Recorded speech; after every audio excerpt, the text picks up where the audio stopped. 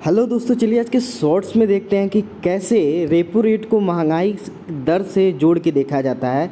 जब repo rate बढ़ता है तो ये उम्मीद की जाती है कि महंगाई घटेगा, और जब रेपो रेट कम होता है तो ये उम्मीद की जाती है जो इकोनॉमी में जो मंदी आ गई है उसको बढ़ाने के लिए ये जोर दिया जा रहा है, मतलब डिफ्लेशन से फाइट करने के लिए। दोस्तों चलिए देखते हैं कि रेपो रेट इन्फ्लेशन में क्या रिलेशन होता है।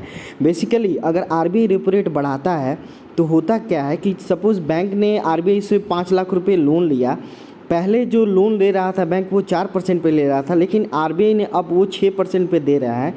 तो बैंक तो खुद 6% पे ले रहा है, तो नीचे जो कस्टमर को वो लेन देगा ऑब्वियस उसका एक्सपेंस होता होगा, ऑफिस एक्सपेंसेस होगा, सैलरी पर्सन को देना है।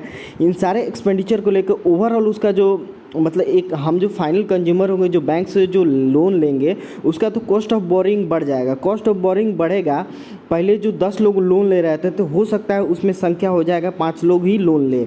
और ये लोन लेके ये क्या करते हैं, एक्सपेंडिचर करते हैं, खर्च करते हैं, चीज़ों को खरीदते हैं। तो आरबीआई करता क्या है कि लोगों के फ्यूचर एक्सपेक्टेशन पे हम उम्मीद करते हैं कि फ्यूचर में महंगाई बढ़ेगा, तो हम क्या करते हैं, अभी हमारे पास जो पैसा होता है, अगर पैसा नहीं भी होता है तो बैंक से लोन लेकर हम उन चीज़ों को खरीदने लगते हैं।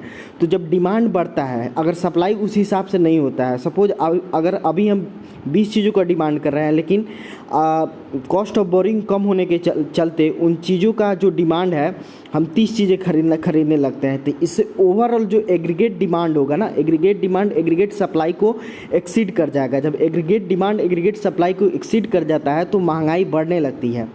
तो इस चीज़ को काउंटर करने के लिए आरबीआई क्या करता है, रेपो रेट को बढ़ाता है। दोस्तों अगर समझ में आया हो तो लाइक करें, शेयर करें, सब्सक्राइब करें।